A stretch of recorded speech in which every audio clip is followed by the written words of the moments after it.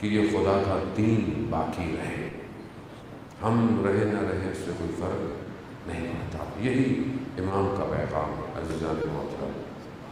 اگر آج دین نہیں ہے تو پھر ہماری شاید محنتیں خدا کی بارگاہ میں ضائع نہ ہو جائے، اور بری دنیا چل رہی ہے۔ کیونکہ دیکھیں ہر دور میں نے آپ کی خدمت میں بہرحال آج جو ہے وہ آخری مجلس ہے، خدا انشاءاللہ زندگی دے، توفیق دے کہ پھر آپ کے درمیان میں حاضر ہوں۔ حق تو یہ ہے کہ حق ادا نہ ہو سکا، اور جو آپ سننے آئے تھے شاید میں وہ آپ کو دے نہیں پایا اتنے دنوں تک، اور خدا کرے کہ ہم اس توفیق عطا ہو کہ واقعاً جو حق ہے اس کو ہم ادا کریں، اور جو بیان کرنا چاہیے اس کو بیان کریں۔ کیونکہ بعض اوقات ہم مشکلات کا شکار ہو جاتے ہیں، اپنے اطراف میں اپنی جان، اپنی مال، بہت ساری انسان کے اوپر مشکلات ہوتی ہیں، لیکن کربلا سکھاتی یہ ہے کہ چاہے تمہاری گردنیں کٹ جائیں، حق سے پیچھے نہیں ہٹو، ورنہ پھر کربلا پہ رونے کا کوئی فائدہ نہیں۔ یہ پیغام ہے کربلا کا، واضح پیغام، ورنہ امام بھی ادھر چلے جاتے ادھر چلے جاتے، کہیں بھی جا سکتے تھے۔ امام کو کیا تھا، انہوں کا مدینہ میں انہوں نے کہا کہ بات مان لیں، بیعت کر لیں، ختم ہو بات نہیں، ورنہ امام کے لیے کیا تھا، امام کہیں بھی جا سکتے تھے، امام نے کہا نہیں۔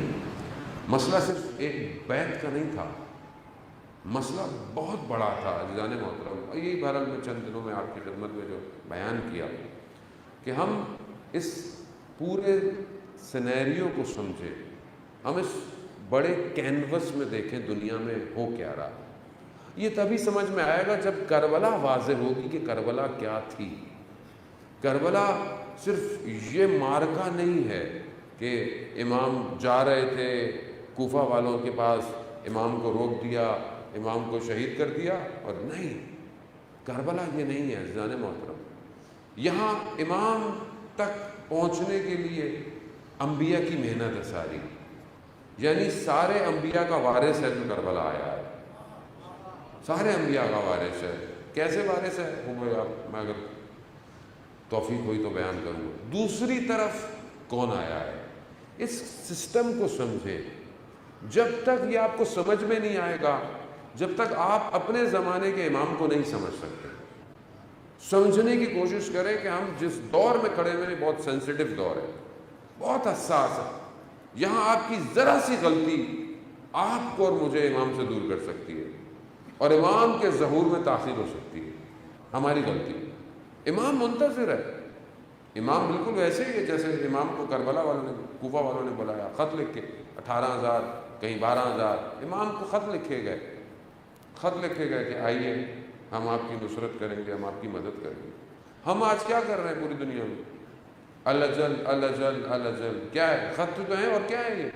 آ جائیے، جلدی آئیے۔ کہاں آئے؟ کس کے پاس آئے امام؟ کس کے گھر آئے امام؟ کس انجمن کے پاس امام آئے؟ کس امام بارگاہ میں امام آئے؟ ہمارا تو یہ حال ہے کہ اگر ہماری مجلس نہیں ہے تو ہم مجلس میں نہیں جاتے۔ میں مارس کی باتیں نہیں کر رہا، میں دنیا کی باتیں کر رہا ہوں۔ اگر دوسری انجمن نے یہ کیا ہم مانے جائیں گے، فلانے نے یہ کیا، فلانے نے، کسی تنظیم نے پروگرام کیا ہم نہیں جائیں گے۔ تو امام کہاں آئیں گے؟ کہاں؟ سوالیہ نشان ہے یہ آج۔ کس امام کو پکار رہے ہیں؟ کہاں آئے امام؟ تیار ہیں؟ ضرورت کس چیز کی ہے؟ متحد ہونے کی، اتحاد کی ضرورت ہے۔ دشمن یہ نہیں دیکھ رہا کہ یہ سنی ہے یا شیعہ ہے، اسے اسلام سے دشمنی ہے، وہ مسلمانوں کو آپس میں لڑا رہا ہے، اسے کوئی فرق نہیں پڑتا کہ بریلوی ہے، اہل حدیث ہے، دیوبند ہے، کوئی فرق نہیں پڑتا، اسے کہ آپس میں لڑے مرے، ایک دوسرے کو مارے، فنا ہو جائے، تباہ کر دیں اپنے آپ، اسے کوئی فرق نہیں پڑتا۔ دوسری طرف دشمن اگر شیعہ کا ظاہر ہے تو اس کو کیا کہتا ہے؟ شیعہ سے دشمنی کرو۔ وہ یہ نہیں دیکھتا یہ کون سی تنظیم کا ہے، یہ ماتمی ہے یا عزادار ہے، یہ نمازی ہے یا کون ہے، یہ نظریاتی ہے یا نہیں ہے، یہ مولائی ہے یا نہیں ہے، اسے کوئی نہیں، اسے لوگ شیعہ دشمن ہے ہمارا۔ اور ہم کیا کر رہے ہیں؟ تقسیم در تقسیم۔ کون کر رہا ہے؟ کون کر رہا ہے؟ خود کر رہے ہیں یا کوئی کروا رہا ہے؟ بہت بابصیرت چاہیے۔ علی کا شیعہ بے بصیرت نہیں ہو سکتا۔ ظاہر ہے جو جگہ جوڑنے کی ہے، جو جگہ جوڑنے کی ہے وہاں پر توڑا کیوں جا رہا ہے؟ کیوں توڑا جا رہا ہے؟ کون توڑ رہا ہے؟ عزیزان محترم، قرآن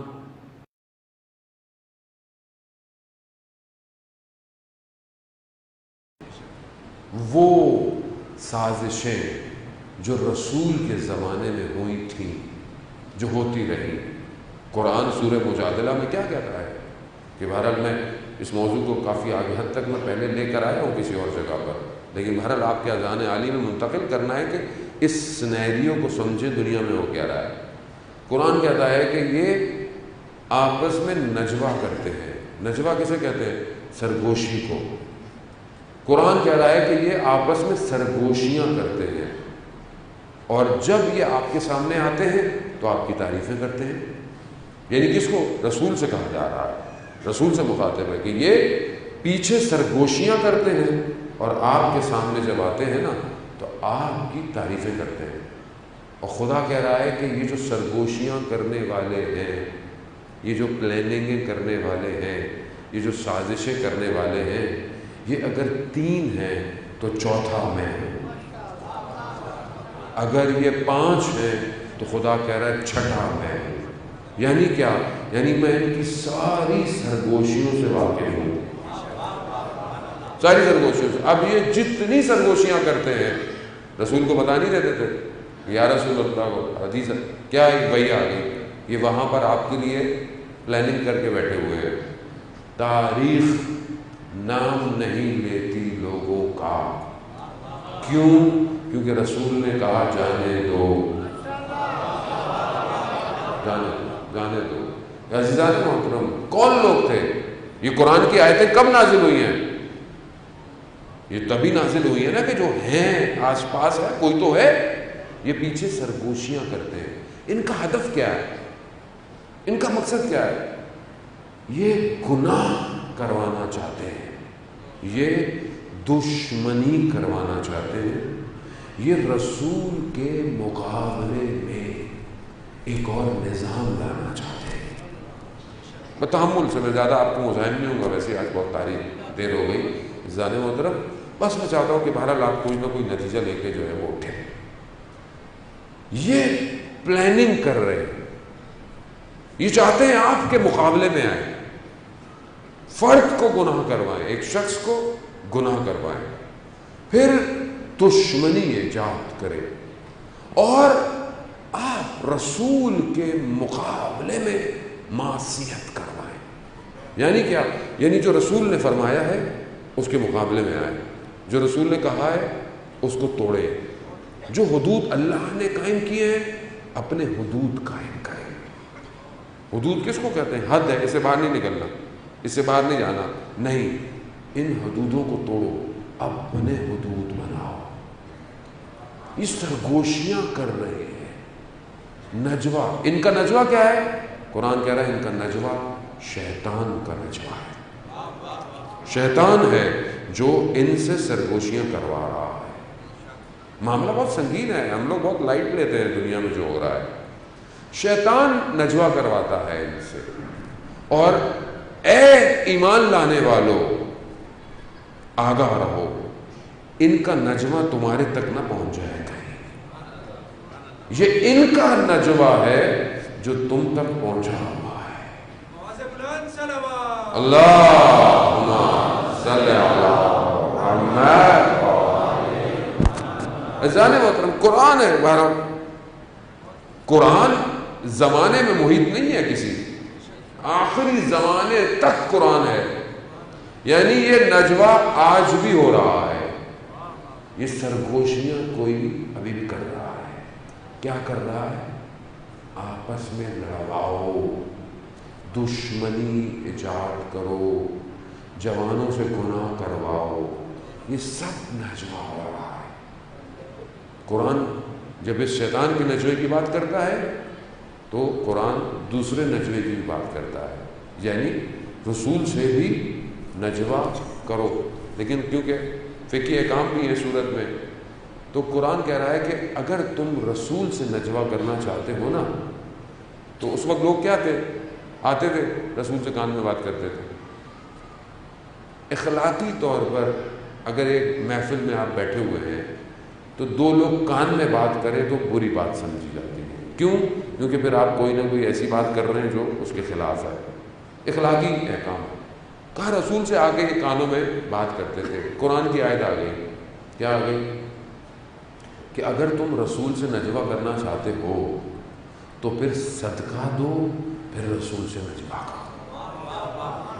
صدقہ دو اور پھر رسول سے نجوا کرو۔ تو تاریخ اور روایات کہتی ہیں کہ بڑے بڑے ایمان والے لوگ تھے، بڑے بڑے ایمان۔ حضرت سلیمان فارسی بھی موجود ہیں۔ کتنا ایمان ہے؟ کس درجے کا ایمان ہے؟ اچھا ہم لوگ بڑے کہتے ہیں حضرت سلیمان کا ایمان حضرت ابو ذر کا ایمان میں بڑا فرق تھا، اور پھر آپس میں باتیں کر رہے ہوتے ہیں آپ کو کیا پتا اس کا ایمان، تمہیں کیا پتا سلمان کا ایمان کیا تھا؟ تم ایمان کا الف کا نقطہ بھی نہیں پتا تمہیں ایمان کا، ایمان کہتے کسے ہیں؟ ایمان کیا ہے کہ حضرت سلیمان کا ایمان کیسا تھا؟ سلمان و منا ملے گئے، لیکن تاریخ کہتی ہے حضرت سلیمان نے بھی صدقہ نہیں دیا، صرف ایک شخص نے صدقہ دیا اور نجوا کیا، صرف علی ابن ابی طالب۔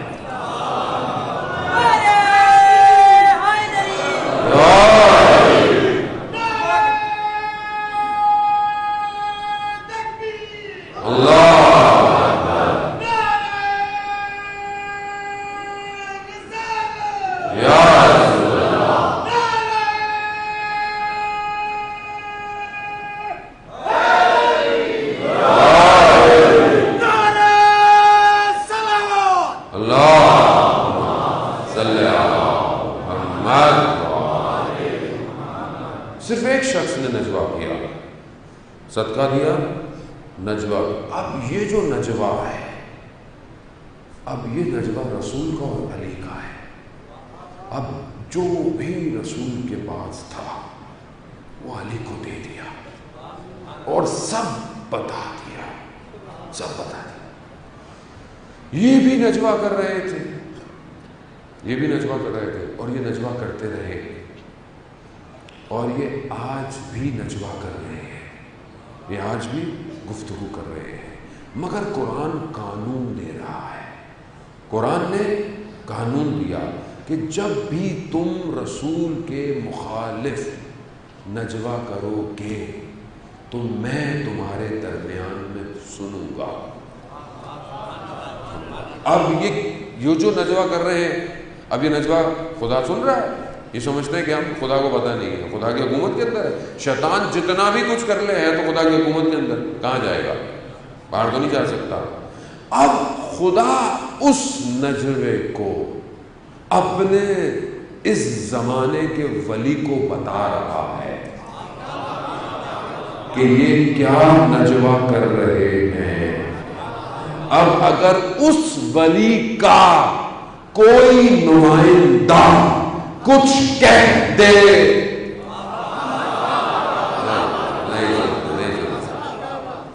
نہیں سمجھے سارے بڑی محنت سے بڑے جملے کو میں نے ادا کیا۔ یعنی خدا کیا کہہ رہا ہے کہ یہ سازشیں کر رہے ہیں، یہ آج بھی سازشیں کر رہے ہیں۔ اچھا آج کون ہے؟ آج کتنی بڑی حکومت ہے ان کی؟ پوری دنیا کی ساری طاقتیں سب رائٹ لیفٹ سب جمع ہو گئے، نجوا کر رہے ہیں۔ ان کو دشمنی کس سے؟ ان کو کس سے مسئلہ ہے؟ ان کو کس سے مسئلہ ہے؟ اسلام سے۔ یہ جو نجوا کر رہے ہیں اسلام کے خلاف، یہ رسول کے خلاف جنگ کر رہے ہیں، اور آپ کو پتہ ہی نہیں ہے توہین رسالت کہاں ہو رہی ہے، آپ کو پتہ نہیں ہے۔ آج جو اسلامی ملک اس غاصب حکومت کو تسلیم کر رہے ہیں، یہ کس کی توہین کر رہے ہیں؟ کس کی توہین کر رہے ہیں؟ اسی توہین کو چھپانے کے لیے آپ روڈوں میں نکلے ہوئے ہیں، تعظیم صحابہ، تعظیم اہل بیت ریلی. اچھا، تعظیم صحابہ، تعظیم اہل بیت ریلی ہے، تو آئیے 20 سفر کو پھر آئیے، حسین صحابی بھی ہے، حسین اہل بیت بھی ہے.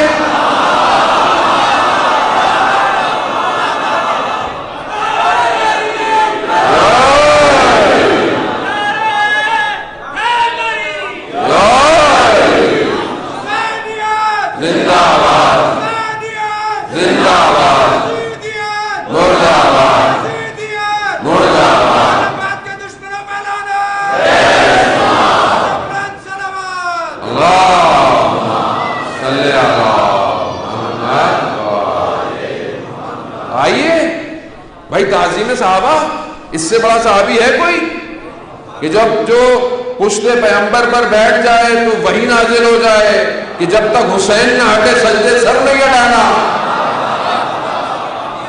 بھائی اس سے بڑا صحابی ہے کوئی کہ جو دوست رسول پر ہو؟ اس سے بڑا صحابی ہے کوئی کہ دیکھنے والے کہتے ہیں کہ سوار دیکھو یا سواری دیکھو؟ اس سے بڑا صحابی ہے کوئی کہ جب وہ موبائلہ کی آیت اتری کہ تم اپنے بیٹوں کو لے کر آؤ، وہ اپنے بیٹوں کو لے کر آئے، تو کس کو لے کر آئے؟ اس سے بڑا کوئی صحابی ہے کہ جس کے لیے رسول یہ کہا کہ عرش کے دائیں طرف یہ لکھا ہے ان الحسین مصباح الہدی و سفینہ النجات؟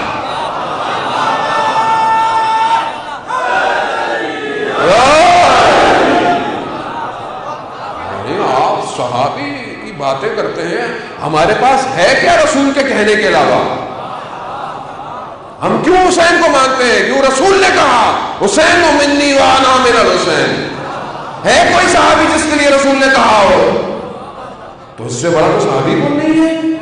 تو آؤ ہم سب کو دعوت دیتے ہیں، دکھاؤ پوری دنیا کو 20 سفر کو، جہاں جہاں بھی جلوس مرکزی ہوتا ہے، سب سنی شیعہ، سنی کے سارے فرقے جو رسول سے محبت کرتے ہیں، جو صحابی سے محبت کرتے ہیں، جو اہل بیت سے محبت کرتے ہیں، نکلو اپنے گھروں سے، بتاؤ دنیا کو، کافروں کو کہ حسین اکیلا ہمیں چھوڑ سکتا ہے.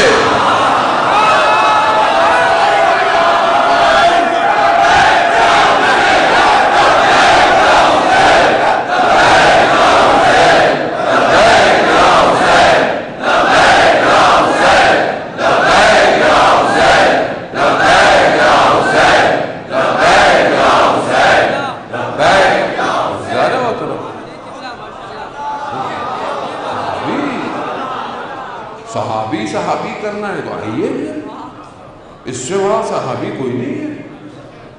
کہاں تھے باقی صحابی جب یزید آیا؟ کہاں تھے؟ یہ اکیلا صحابی اپنی اولاد کو لے کر. کون ایسا صحابی آیا جو 6 مہینے کے بچے کو بھی قربان کروا رہا ہے؟ بھئی آج سے آپ صحابی بولا کریں، نہیں بولے نواسہ رسول، صحابی بولے. دنیا کو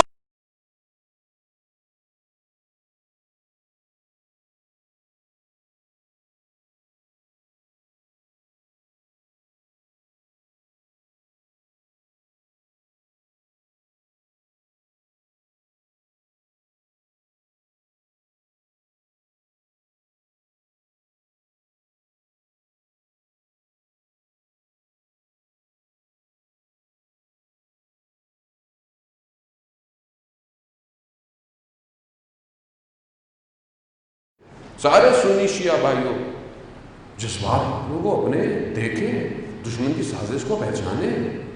یہ اس ایک غاصب حکومت کو چھپانے کے لیے فرقہ واریت کی جنگ لڑائی جا رہی ہے. یہ کہیں اور کا پیسہ ہے. یہ حکومت کی ذمہ داری ہے. عزیزان محترم، حکومت کیوں چاہے دے رہی ہے اپنے ملک کو استعمال؟ کب تک ہم استعمال ہوں گے؟ کب تک دوسری جنگوں کی قیمت ہم لوگ دیں گے؟ کتنا ہم نے افغانستان میں اپنے جوان خون دیا ہے، یہ فوجی ماؤں نے اس لیے بنائے تھے کہ آپ دوسروں کی جنگوں میں ان جوانوں کو قربان کریں؟ کب تک؟ یہ ماؤں نے تو جوان دیے تھے کہ ملک کی سرحدیں بچائیں. کب تک یہ مائیں ایسے بیٹھی رہی ہیں؟ عزیزان محترم، سمجھنا چاہیے ہمارے ذمہ داروں کو. اور اگر آج کچھ کر سمجھتے ہیں کہ بچ جائیں گے تو یہ نجوا قیامت والے دن بھی گریباں پکڑے گا. یہاں آپ نکل جائیں، آپ سمجھے میں نکل گیا، لیکن وہاں معاملہ، وہاں سید الشباب اہل الجنہ یہی ہے. یہاں آپ ادھر ادھر ہو بھی گئے، ادھر داخلہ نہیں ملنا جنت میں. یہاں جتنا بغض رکھنا ہے رکھ لو. جو جنت کا دروازہ ہے نا، اس کی جو کھونٹی ہے جسے کھٹکھٹایا جاتا ہے، اس کو جب کھٹکھٹایا جائے گا تو صرف علی علی علی علی علی.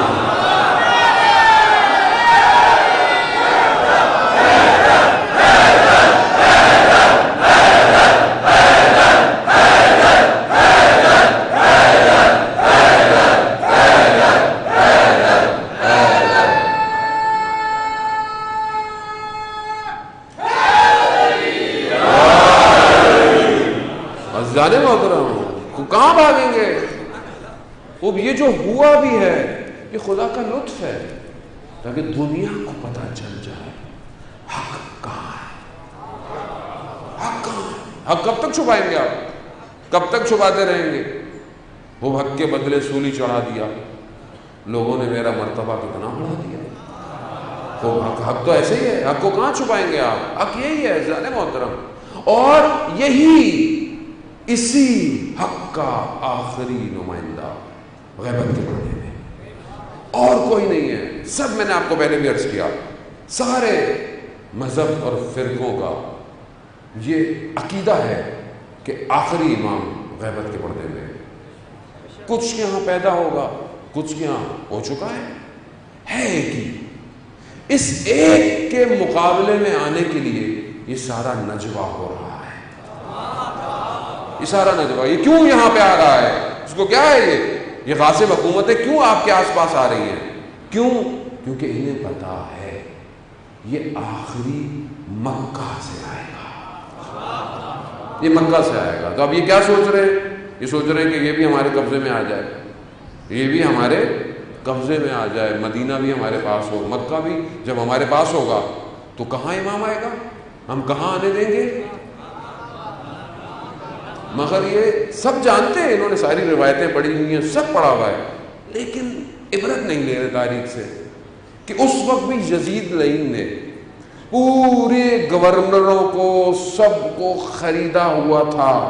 پوری اس وقت تو ایک ہی مسلمان حکومت تھی نا، اتنے سارے مسلمان تھوڑی تھے، پتہ نہیں کتنے ملک ہیں ہم لوگ. ابھی ایک ہی حکومت تھی مسلمانوں کو، سب کو خریدا ہوا تھا.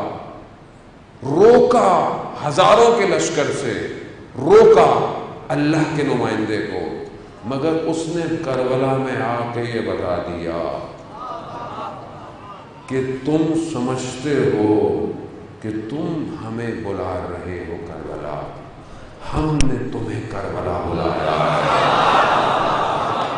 ہم نے یہ سوچ رہے ہیں کہ ہم قبضے میں لیں گے، وہ خود بلا رہا ہے، آؤ آؤ، میرے ظہور کا وقت تم خود قریب کر رہے ہو، آؤ جتنے جمع ہو سکتے ہو آؤ آؤ. تم کیا سمجھتے ہو تم تعداد سے لڑو گے؟ اگر تعداد زیادہ ہوتی، اللہ صلی علی محمد، تم تعداد سے لڑو گے. تعداد زیادہ ہوتی تو پھر کربلا میں دشمن جیتتا. یہاں کوانٹٹی نہیں چاہیے، یہاں کوالٹی چاہیے. یہاں 313 کافی ہے، یہاں 313 کی تیاری ہے. ظاہر ان کو خطرہ یہی ہے. کیوں ایک قاسم سلیمانی سے خطرہ تھا؟ کیوں؟ کہ ٹائم میگزین کہتا ہے مین آف شیڈو، سایہ والا شخص ہے. کیوں؟ پتہ ہی نہیں ہوتا کہاں ہے، کبھی کہاں ہے، کبھی کہاں ہے، کبھی کہاں ہے. واحد جرنل ہے دنیا کا جس کے لیے دنیا کی حکومتیں سر جوڑ کے بیٹھتی تھی. کسی اور دنیا کا جرنل ہے جس کے لیے دنیا کی حکومتیں بیٹھتی ہوں؟ یہ سوالیہ نشان ہے. ہم بھی مسلمان ہیں, ہمارے مسلمان عقائد ہیں, ہمارے لیے بھی امام ہی آخری امام ہے, ایک ہی امام ہے. ہم لوگ کیا کر رہے ہیں؟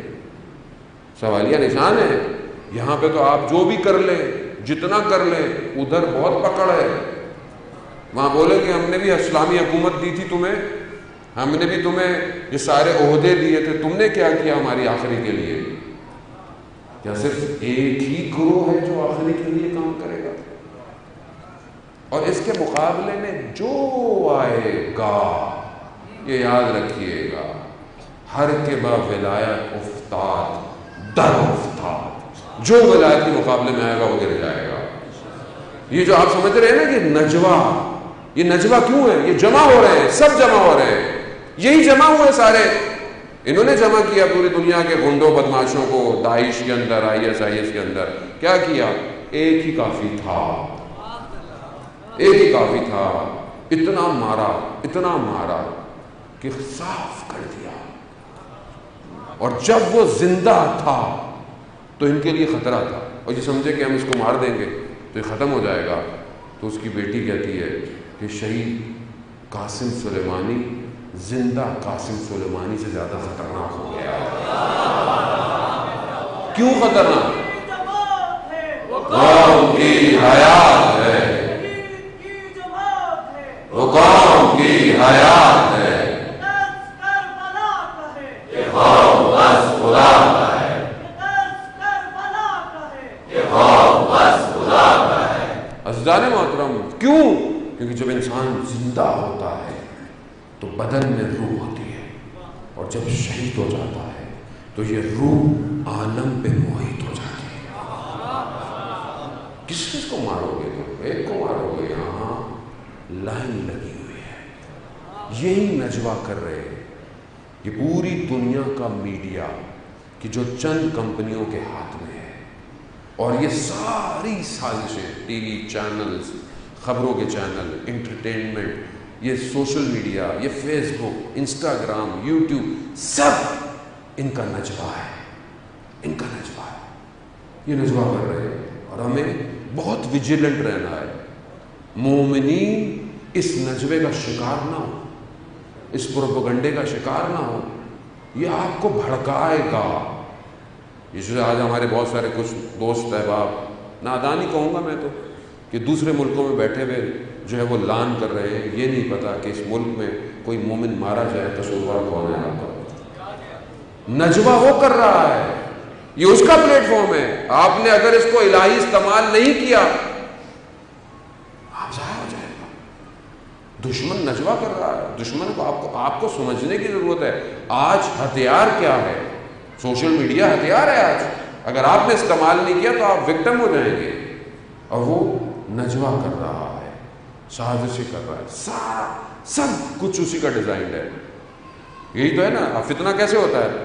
میں نے کچھ کہہ دیا, کٹ کر کے اس کی ایک ویڈیو بنا دی, ویڈیو بنا کے پھیلا دی. اب آپ اور میں اس کا شکار ہو جاتے ہیں. اگر یہ نہ ہوتا تو میں نے اگر کوئی غلطی بھی کی تھی تو یہ ختم ہو جاتی بات. لیکن ہم لوگ اس چیزوں کو پھیلا کر اس نجوے میں شریک ہو رہے ہیں. بہت ضروری ہے عزیزان محترم, بہت, یعنی آخری زمانہ ہے یہ اس ٹائم, اور بہت سخت ہے یہ زمانہ. اور اس میں چھنی چل رہی ہے کہ جو ثابت رہے گا وہی امام کے ساتھ ہوگا, ورنہ لوگ گرتے جا رہے ہیں, گرتے جا رہے ہیں, گرتے جا رہے ہیں. کتنے لوگ گر گئے اس زمانے میں. کتنے لوگ امام کے چہرے کو دیکھتے تھے مسجد نبوی میں. رسول خدا پوچھتے تھے کیا دیکھ رہے ہو؟ کہا آپ ہی نے تو کہا ہے علی کے چہرے کو دیکھنا عبادت ہے. کہا وقت آئے گا علی کے مقابلے میں آ جاؤ گے. کہا رسول خدا تلوار لے مار دے. کہا جب کچھ کیا نہیں تو میں کیسے ماروں پہلے. لیکن یہی ہوا, علی کے مقابلے میں آئے کہ نہیں آئے. تو عزیزان محترم, چھاننی بہت خطرناک ہے زمانہ. یہ اس ٹائم نجوہ کر رہے ہیں. آپ ان کی سازشوں کو سمجھیں, سب سمجھیں. یہ پوری پلاننگ کر رہے ہیں. ایک لڑکے کو، جوان کو تباہ کرنے کے لیے، ایک گھر کو گناہ کروانے کے لیے، اور ایک کمیونٹی کو، ایک ملک کو، ایک قوم امت کو برباد کرنے کا یہ نجوہ، اور یہ پلاننگیں کرتے ہیں پیچھے بیٹھ کے. یہ اخلاق کے مقابلے میں اخلاق، یہ دین کے مقابلے میں دین، یہ اعتقاد کے مقابلے میں اعتقاد لا رہے ہیں، یہ گھر کے سسٹم کے مقابلے میں گھر کا سسٹم دے رہے ہیں. یہ جو آج ہمارے ٹی وی چینلوں پر بے حیائی، برائی، نامحرم تعلقات، یہ شیطان کا نجوہ ہے. یاد رکھیے، یہ لا رہا ہے اسلامی گھر کے مقابلے میں شیطانی گھر. یہ نجوہ کر رہا ہے. ہمیں سمجھ میں نہیں آ رہا ہمارے ساتھ ہو کیا رہا ہے، کیونکہ ہم لوگ تو نارمل ہیں، ہمیں ویسے بھی بتاتا تو بھی نہیں ہے کوئی ایسی چیزیں ہو. نجوہ ہے عزیزان محترم. میں آپ کی خدمت میں جو بیان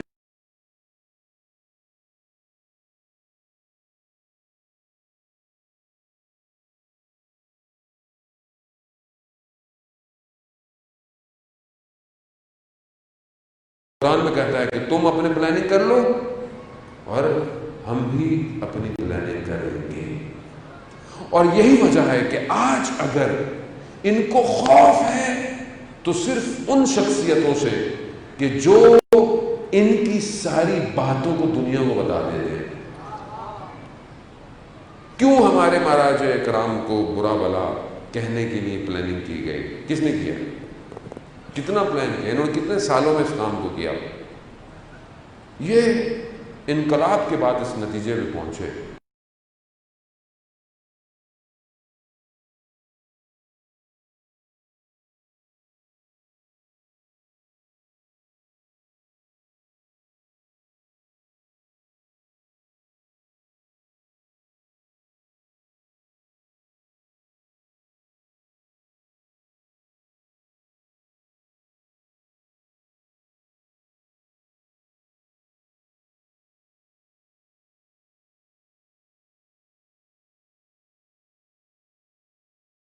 ایک پرندہ ہے جس کے دو پر ہیں، ایک سرخ رنگ کا، ایک سبز رنگ کا. سرخ رنگ کا پر حسینیت کا، شہادت کا پر ہے.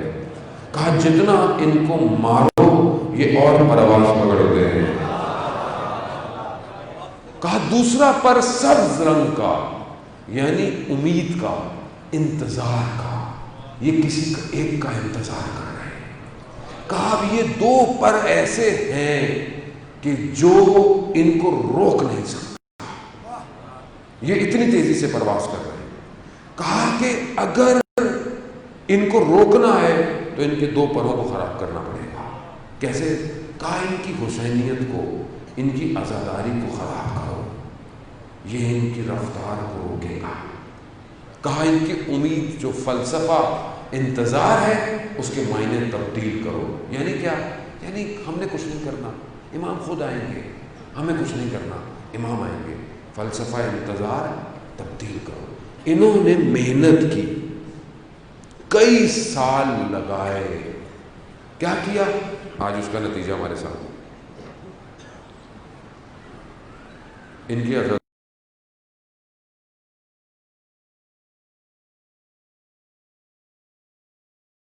عزاداری کو خراب کرو. یعنی کیا؟ عزاداری کو ختم نہیں کرو، خراب کرو. کیسے خراب کرو؟ یہ امام حسین کے نام پہ جمع ہوتے ہیں، یہ امام علی سے محبت کرتے ہیں، انہی ناموں کی وجہ سے انہیں ٹکڑوں میں بانٹو. مشکل بات ہے، مجھے پتا ہے، اس کو ہضم کرنا اتنا آسان نہیں ہے، لیکن یہ حقیقت ہے. حضرت علی علیہ السلام کے نام پر ہمیں ٹکڑے تقسیم کیا گیا. کیا کہا؟ یہ تو مقصر ہے، یہ تو مولائی ہے. کیا کیا؟ یہ تو فضائل نہیں پڑھتے، یہ تو یہ پڑھتے ہیں. کہاں لے گئے قوم کو؟ کن جوہلوں کے ہاتھوں میں قوم دے دی؟ کیا کیا؟ آپ کیا سمجھتے ہیں ایک دو دن میں ہو گیا؟ سالوں محنت کی انہوں نے. اس نہج پہ لے کر آؤ کہ یہ ان کی عزاداری رہے، لیکن روح عزاداری چھین لو، چھین لو. اس جگہ سے اٹھنے والا بچہ کبھی بھی حضرت قاسم کی طرح اپنے ٹکڑے نہیں کروائے. محنت کی انہوں نے،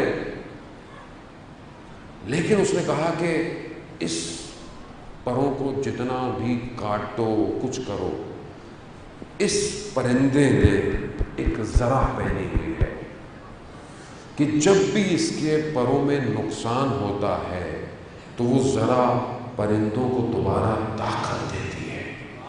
اور کہا یہ جو ذرا ہے تشیع کی، یہ مرجیت کا نظام ہے. مرجیت کا جب تک یہ نظام رہے گا ان کو کچھ نہیں کر سکتے. یہ ایک جملہ بولتے ہیں، ایک جملہ، پوری عراقی قوم سڑک پر نکل کر داعش کا خاتمہ کر دیتی ہے. ایک جملہ، اللہ صلی محمد. ازانے وقت ہمیں تو کہا گیا وہ یہ تو علماء کا ہے، یہ تو ادھر کا ہے، یہ تو عراق کا معاملہ ہے. نہیں، آپ سمجھ ہی نہیں رہے. آپ نے حسینیت کو سمجھا ہی نہیں.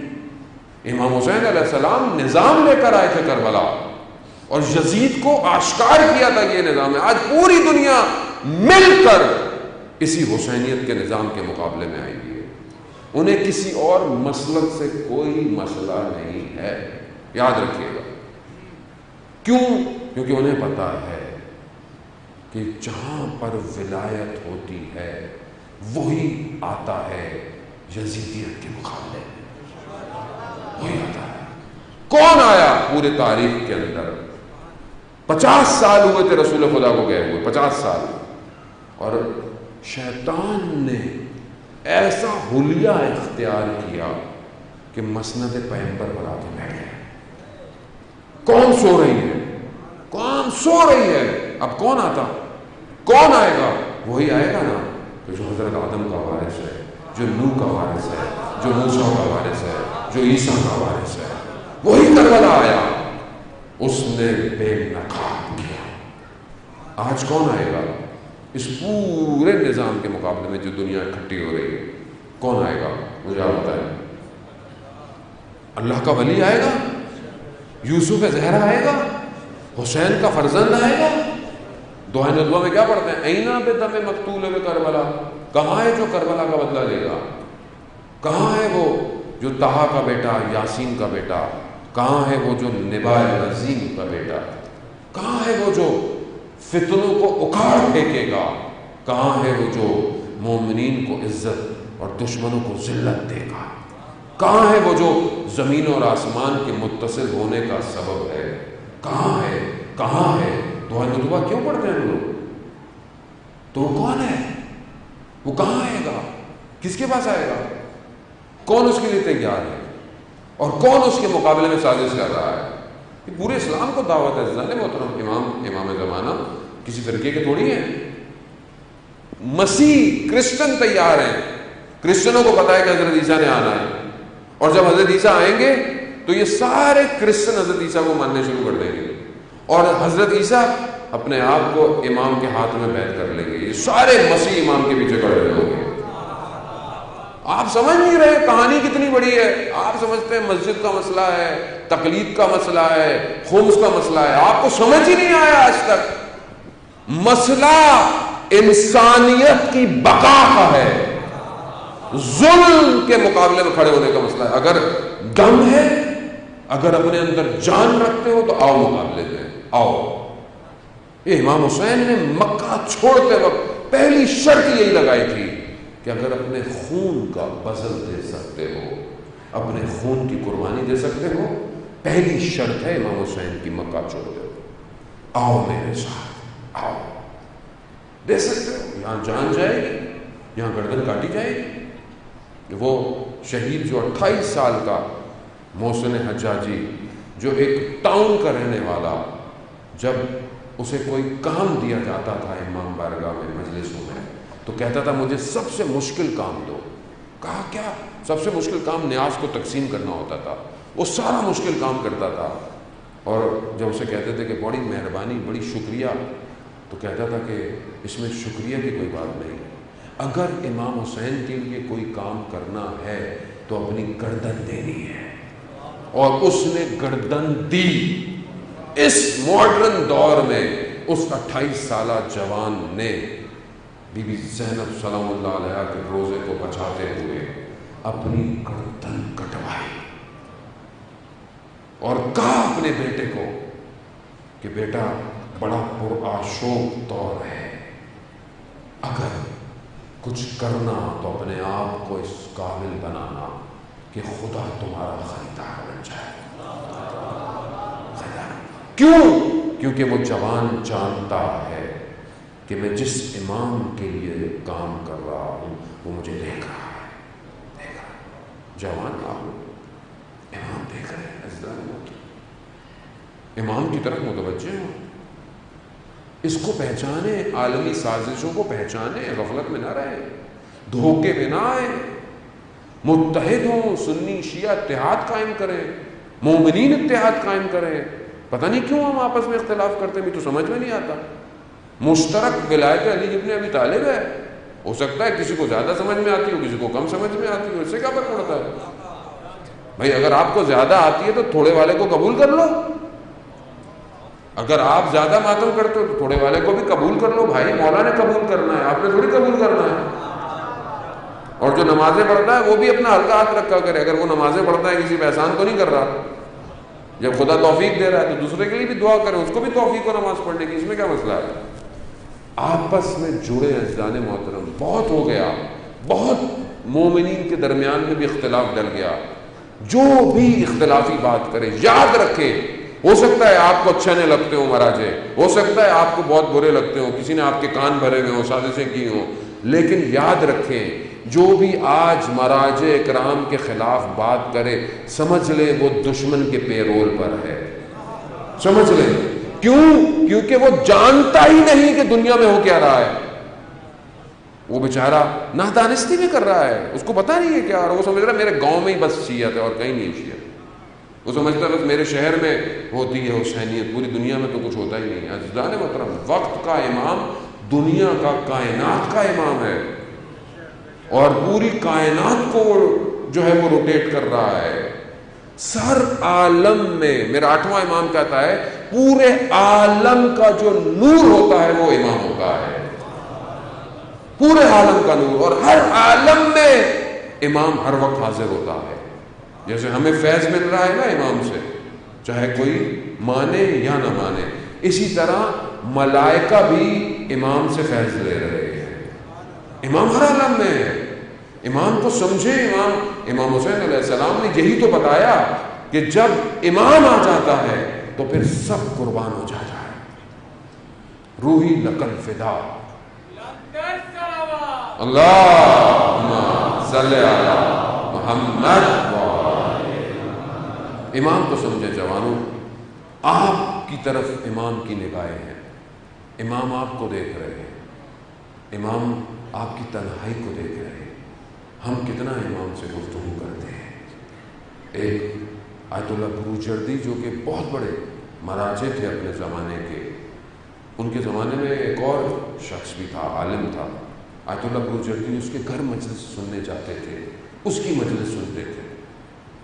بیان کرتے ہیں کہ آیت اللہ بروجردی نے انہیں کہا جب لوگ کم ہو گئے، کہا کہ میں اتنا عالم کا مرجع ہوں، لوگ میری تقلید کرتے ہیں، لوگ مجھے مانتے ہیں، لیکن جو تاثیر آپ کی زبان میں ہے وہ میری زبان میں ویسی تاثیر نہیں۔ میں بھی پڑھتا ہوں لیکن جو آپ پڑھتے ہیں وہ کوئی اور نہیں پڑھتا۔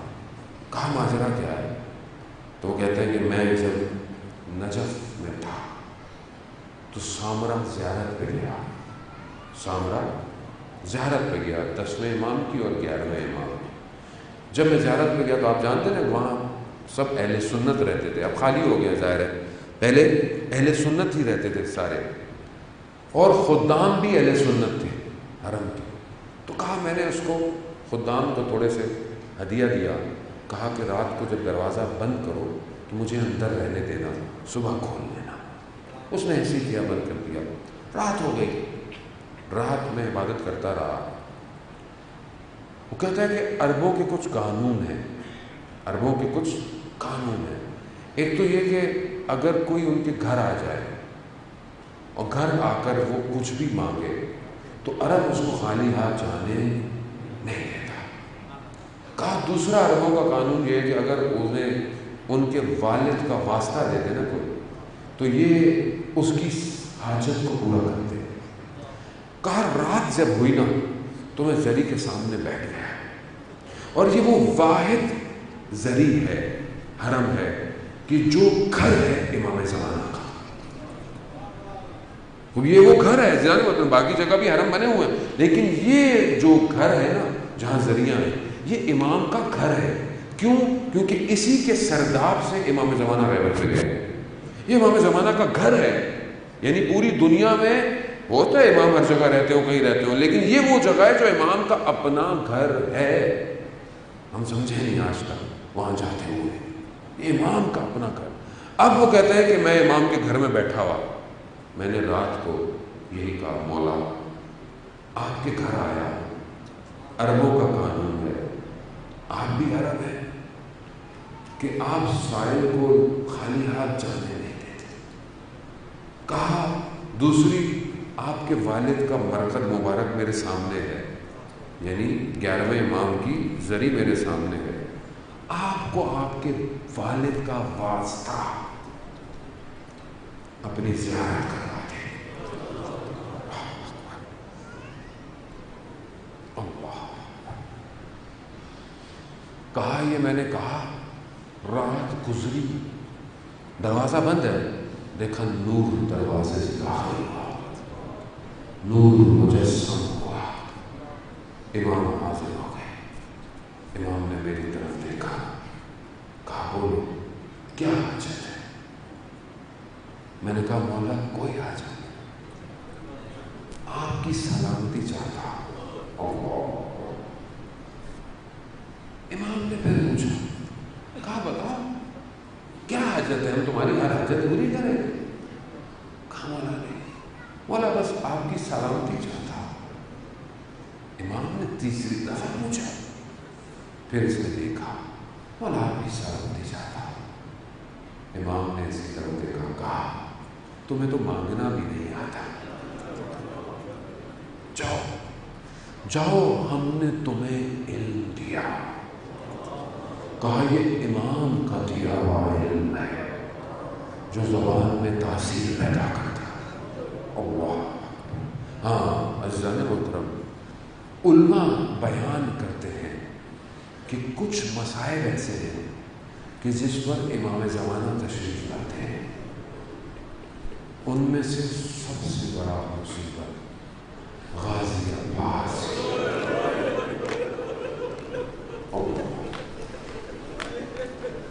میں بڑا گریہ کہ آپ اتنے دنوں سے گریہ کرتے آ رہے ہیں، تھک بھی گئے. میں معذرت بھی چاہتا ہوں، آپ بڑی دیر سے آئے ہوں گے، بوڑھے بزرگ، میری مائیں بہنیں بیٹیاں بچوں کو لے کر. ظاہر ہے آپ لوگ کافی دیر سے آئے ہوں گے، مجلس بھی تھوڑی سی دیر سے ہوئی. میں آپ سے معذرت چاہتا ہوں، شرمندہ ہوں، لیکن کیا کریں، تھوڑی دیر آپ کو تکلیف برداشت کرنی پڑی. لیکن میرا سلام ہو اس بچی پر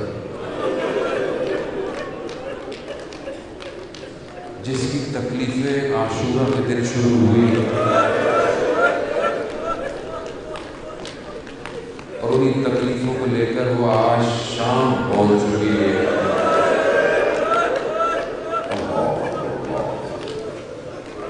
تھوڑی دیر ہماری تکلیف تھوڑی دیر کی، ہم اپنے گھر چلے جائے، مگر وہ تو امام جانتا ہے نا کہ کتنے گھنٹے یہ بازار میں کھڑے رہے. ہاں کیا غم تھا بہنوں کو بڑا مان تھا. کس پر؟ عباس. کیوں؟ کیونکہ جس کا عباس جیسا بھائی ہو، انہوں نے تصور بھی نہیں کیا تھا کہ بازاروں میں جانا پڑے گا. یہ بہنیں دیکھتی ہوں گی نا نیزے پر عباس کا سر، تو یقیناً سر جھکا ہوا ہوگا. عزاداران محترم، عباس باب العوائج، عباس باوفا، عباس اطاعت گزار. وقت نہیں میرے پاس، وقت بہت تیزی سے آگے نکل گیا، وقت نہیں کہ میں اس زیارت کے جملوں کی تشریح کروں. جو میرے چھٹے امام ہیں حضرت عباس کی زیارت تاریخ میں آئمہ فرماتے ہیں کہ حضرت عباس کا مقام قیامت میں ایسا ہوگا کہ سارے شہداء اس مقام کو دیکھ کر رش کھائیں گے. کیا کیا عباس نے, کہاں پہنچ گئے حضرت عباس. عزیزان محترم, آیت اللہ قاضی بیان کرتے ہیں کہ جو کربلا جایا کرے پہلے حضرت عباس کی زری کی زیارت کرے اور پھر اجازت لے اور پھر حسین کی زیارت کرے. کیوں؟ کیونکہ سردار ہے, علمدار ہے, اس سے بغیر کوئی جا ہی نہیں سکتا. یہی تو وجہ تھی کہ جب یہ لٹا ہوا کارواں مدینہ پہنچا نا, اور جب بشیر نے کہا کہ حسین کربلا میں مارے گئے, تو وہ ایک ماں آئی, اس نے پوچھا یہ بتاؤ کہ جب حسین مارے گئے تو عباس کہاں تھا؟ عباس کے ہوتے ہوئے نہیں, عباس پہلے جائے میری بیوی پھر حسین. عالم دین کہتے ہیں کہ میں رات کو پہنچا کربلا اور غازی عباس کے حرم پہنچا تو دروازہ بند تھا, رات ہو چکی. میں چلا گیا, سو گیا آرام کرنے. میں نے خواب میں دیکھا کہ میں امام حسین علیہ السلام کے حرم میں ہوں اور وہاں پر رسول خدا تشریف فرماتے ہیں, حضرت علی علیہ السلام بھی موجود ہے. ایسے میں ایک جوان آیا اور رسول سے فرمایا یا رسول اللہ, حضرت عباس نے ایک بچے کی شفاعت مانگی ہے, اس کی صحت مانگی ہے. رسول خدا کہتے ہیں کہ اس بچے کا وقت پورا ہو گیا ہے, اس جوان کا وقت پورا. وہ جوان چلا گیا, جوان پھر آیا, کہا یا رسول اللہ, غازی عباس نے پھر فرمایا کہ اگر آپ خدا کی بارگاہ میں اس کے لیے دعا کر دیں تو وہ ٹھیک ہو جائے گا. رسول خدا کہتے ہیں کہ نہیں, اس کا وقت پورا ہو گیا. وہ عالم دین کہتے ہیں میں نے خواب میں دیکھا تیسری دفعہ حضرت عباس ہو رہا ہے. کس عالم میں آئے؟ کہا دونوں بازو کلم, آنکھوں میں تیر. کہا یا رسول اللہ, خدا آپ کو کرے, خدا یا امام زمانہ, یا امام زمانہ ہم پر نگاہ کیجیے, ہماری مجلس میں آئیے, ہم خطا کار ہیں, میں گناہگار ہوں مولا, میں اس قابل نہیں آپ کے چچا کا غم پڑھوں, لیکن آپ آتے ہیں نا, آج آپ آئیے, جمعے کا دن ہے, آپ کے ظہور کا دن ہے مولا, آئیے ہماری مجلس میں, آئیے رونق بخشیے, ہمارے پرسے کو قبول کیجیے. ہاں زادارہ محترم, حضرت عباس نے کیا کہا یا رسول اللہ, میرا نام باب الحوائج کیوں ہے کہ میں لوگوں کی حاجتیں پورا کروں, یا اس بچے کو خدا کی بارگاہ سے زندگی دلا دے, یا میرا نام ہٹا دے. رسول خدا نے کہا علی میں دعا کرتا ہوں, آپ آمین کہیں. وہ عالم کہتا ہے میری آنکھ کھلی, میں دوڑتا ہوا حرم گیا. میں نے خادم سے کہا خادم حرم میں کوئی ہے؟ کہا نہیں خالی ہے. نہیں, کہا کوئی ہے؟ کہا ہاں, نجف کا جو قبیلہ ہے نا سب سے بڑا, اس کا جو رئیس ہے اس کا ایک ہی بیٹا ہے, وہ شدید علیم ہے, اس کی ماں رات سے حرم میں بیٹھی ہوئی ہے. کہاں دروازہ کھول, کہاں دروازہ کھولا.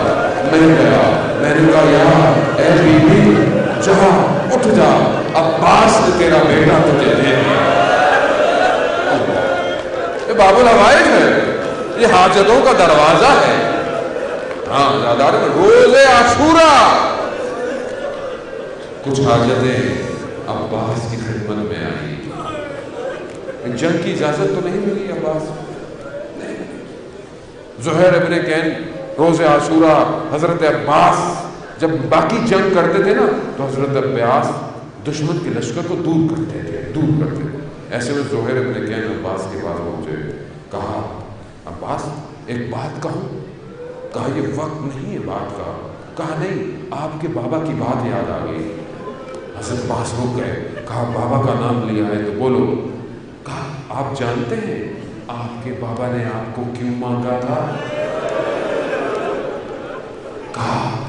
کہا آج وہی دن ہے جس کے لیے مانگا تھا۔ حضرت عباس کہتے ہیں زہیر تو مجھے تیش دلاتا ہے، ایسی انگڑائی لی کہ گھوڑے کی لگامیں ٹوٹ گئیں اور ایک وار کیا کہ دشمنوں کی گردنیں اڑتی ہوئی نظر آئی، مگر عباس کو اجازت مگر ایک بچی عباس چچا عباس، اللہ بچوں کو بڑا ناز تھا۔ سب نے کہا سکینہ، یہی کہا ہوگا نا کہ بھئی آپ کے چچا ہیں، کچھ نہیں تو بچی آ ہی گئی ہوگی کہ میرا چھوٹا بھائی پیاسا ہے، چچا پانی۔ چچا نے کہا مجھے اجازت لے، اجازت لے۔ ہاں بیان ہوتا ہے کہ بچی نے اپنے بابا سے کہا کہ چچا کو پانی لینے سے حالے دل ہے، ہو سکتا ہے امام نے یہی کہا ہو، بیٹا تمہیں شاید اپنے بھائی کی پیاس، میرا بھائی گیا واپس گیا۔ علامہ ذیشان حیدر زوادی خدا ان کے درجات میں اضافہ فرمائے، روز عاشورہ مصائب پڑھ کر کہا کہ یہ ٹینٹ نہیں ہٹانا، کیوں؟ جانتے تھے عشر عاشورہ انتقال کر گئے۔ وہ فرماتے تھے کہ جس خیمے میں مشکیزیں رکھے ہوتے تھے نا، مشکیزیں رکھے ہوتے تھے، پانی تو چند دنوں سے نہیں ہے لیکن زمین نم ہوتی تھی، وہ تھی نہیں اس وقت، ہوتی ہوگی۔ اس آس پہ بچے سینوں کو زمین پہ لگائے، پھٹ گیا سینہ عباس پہ، بسیزہ اٹھایا، بڑے پانی کی طرف، میں جل نہیں پڑوں گا عباس کی، بس پانی کی طرف بڑھے۔ غازی عباس خدا آپ کا گریہ قبول کرے، خدا آپ کو کوئی غم نہ دے سوائے غم حسین کے۔ ہاں بڑے پانی، کوئی روک نہ پایا، جہنم واصل کیا، پہنچے پانی تک، پانی کو ہاتھ میں اٹھایا۔ 20 سال پرانی وصیت یاد آئی، کس 21 رمضان کی رات ہے، مولا نے عباس کو بلایا، عباس وقت آئے گا پانی پہ پہنچ جاؤ گے، مگر یاد رکھنا حسین پیاسا ہے، باوفا پانی کو پانی کے مارا، مشکیزہ بھرا۔ بس آپ کی جلسے میں شبیہ علم برآمد ہونے والا ہے حضرت عباس کا، زیادہ رڑی محترم، پانی بھرا۔ اب یہ پانی امید ہے عباس کی، خیمے انتظار کر رہے ہیں، بچے انتظار کر رہے ہیں، نشانی کیا ہے؟ علم، بچے علم دیکھ رہے ہیں، علم آ رہا ہے۔ دشمن نے کہا کہ وہ کو کیا کیا؟ دایاں بازو شہید، بایاں بازو شہید، علم پھر بھی، مشکیزہ پھر بھی دشمن کہتا ہے کہ کون سی چیز ہے جو عباس کو روک نہیں، عباس کو طاقت دے رہی ہے؟ مقتل کہتا ہے عباس اٹھ کے خیموں کو دیکھتے کتنی دور پھیل رہے، اللہ ہم نہیں سمجھ سکتے عباس دشمن نے دیکھا یہ مشکیزہ ہے جو عباس کو لے کر جا، تیر آیا مشکیزے پر نہیں، عباس کی امیدوں میں لگا، پانی بہ گیا، گھوڑا بھی باوفا تھا، رخ موڑ دیا، اب جب رخ موڑا تیر آیا، آگ پر لگا، میں قربان جاؤں، جب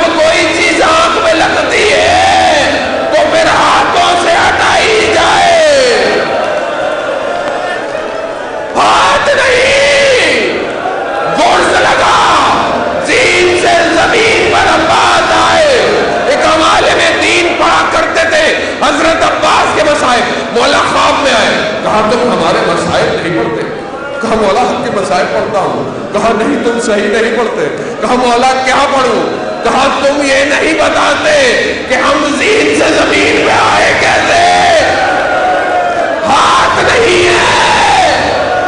عباس گرے۔